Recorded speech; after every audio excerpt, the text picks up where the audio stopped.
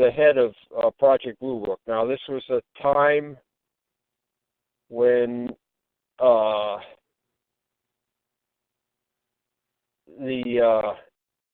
his superiors, or let's put it this way, the Pentagon was more open-minded on UFOs. They had a short period there where they decided that let's just look at these like we haven't looked at them before.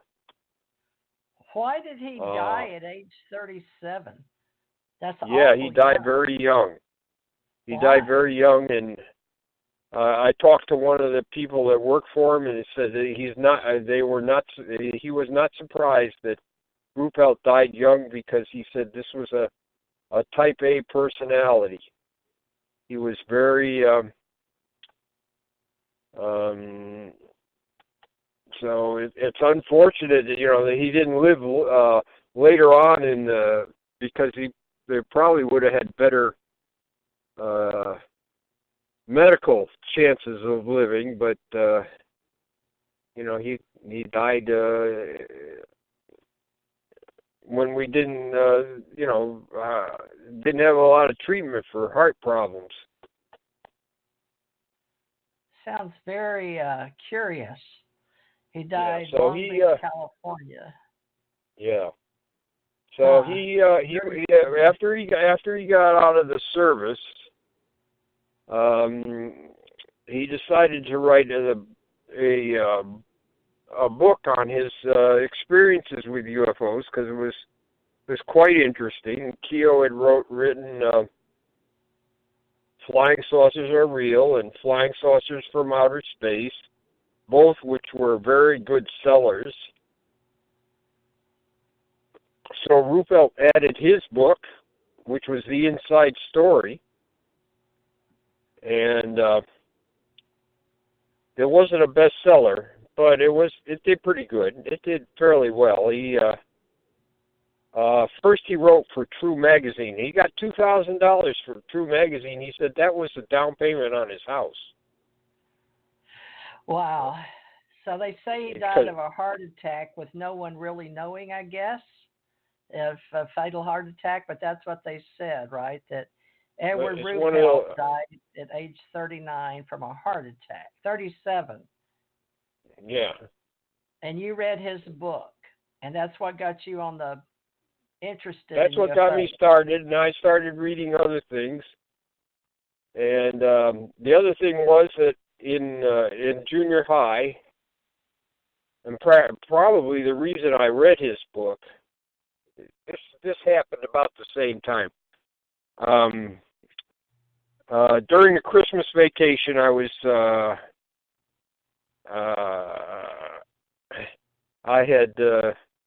we had a snowstorm, and I had shoveled the walk, and I was getting ready to make in the oven. I was getting ready to make myself some cinnamon toast after I came in to warm up, and it's one of those winter storms where you had lightning and thunder, and I'm by the electric stove, and there was a radio on the electric stove, and our chimney got hit by lightning. And when it did, there was a big spark that jumped across the top of the stove, and the radio went nuts, and it was still going nuts. It was just static and everything. Nothing. Broadcast was interrupted, and I didn't know what it was. So I wanted to see if the oven was affected somehow by this lightning strike. So I opened up the oven, and inside the oven there's this little ball of light about as big as a quarter, sitting not on the grate but just above the grate in the oven. And when I opened the door, it started to roll end over end. It wasn't touching the grate; it just rolled end over end to the end of the grate, and then sort of fell off and exploded. So I think that's how I got interested in UFOs, because of this thing. Because when my father came home, and he was a chemist, and I asked him about this thing. I mean, it scared the hell out of me. It knocked me on my backside. It was like a cherry bomb going off inside the house. It was so loud, the explosion. So it scared the heck out of me. So then my father got home, and I said, Dad, do you know what this is? And he said, no. He said, that's what the library's for. Oh. So I went down to the library. Yeah, so I went down to the library and looked up. I found out that this phenomenon was called ball lightning. Wow.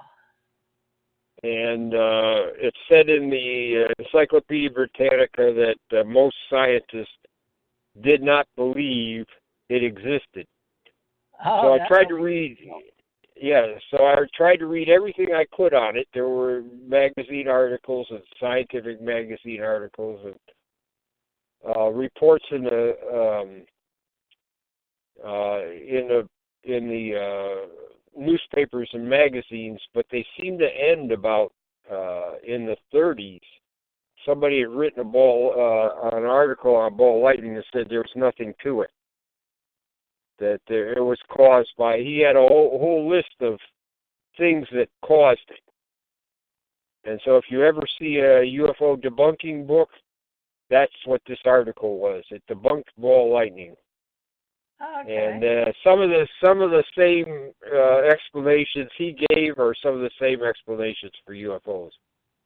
So then I started reading I read Ruppelt's book, and I recognized that, hey, this guy, his name was Humphreys. He was a meteorologist for the Weather Bureau.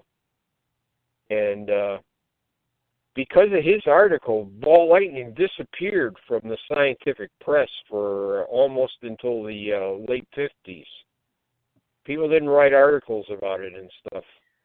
So you were always searching as an investigative reporter in your own mind, or research, because you wanted to find out what was causing it, right? You were right. So then I read about UFOs, and it seemed like the same thing was happening with UFOs.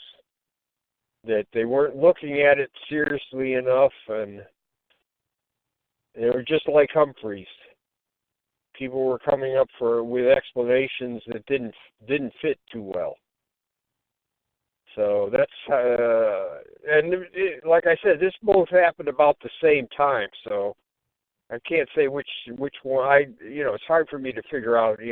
Remember which one was the most inspiring. But I kind of think that the ball lightning got me started, and then I read Ruppelt's book, and I said, yeah, well, the same thing's happening with UFOs. So. Now, he was working with the Air Force Intelligence Headquarters at the time? He was working with Air Technical Intelligence. And what they did out there is they would try to get pieces of enemy or hostile aircraft, or get hostile aircraft itself, planes that crash and stuff, and evaluate them. That was the main function out there, is to keep ahead of developments that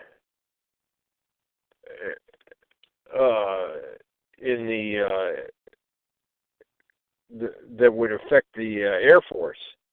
So it was Air Technical Intelligence, which is about, actual pieces of things. So when they got the UFO problem, I mean, these are engineers and things. They want to work with things that they can touch and feel, and UFOs is not one of those things. But that's what he worked there. And as a first lieutenant, he had a major's job, which is rather surprising. And he wasn't he had experience in the Second World War as an enlisted man, but he was a brand new officer when he went to Wright-Patterson. He was a reserve officer called up for the Korean War. So when he went to Wright-Patterson, he was a brand new officer. He had military experience, but he didn't have a lot of officer experience.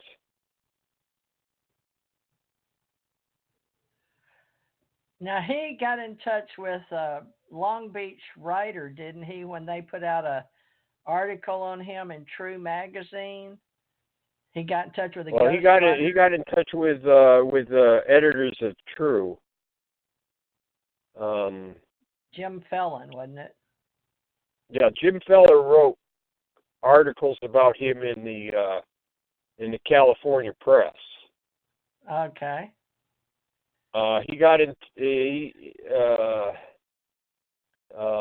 and he wrote an article for True magazine, and it was rather skeptical, and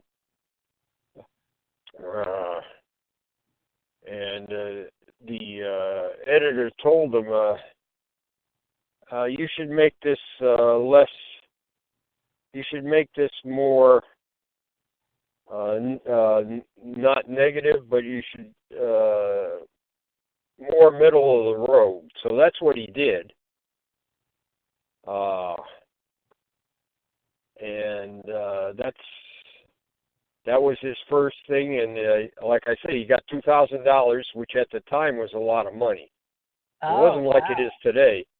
$2,000 was a lot of money for that article, so that went for a down payment of his home, which at the time, homes didn't cost that much. Now, who is Professor Swords or Swords? How do you say that? Professor Swords helped him with his original manuscript. He is the professor at Western Michigan University.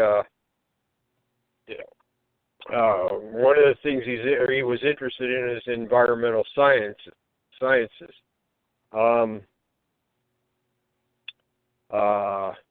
Later on, he became one of the important people in CUFOS. Because they had a lot of scientists that Mark Rodiger and Swords and Valet.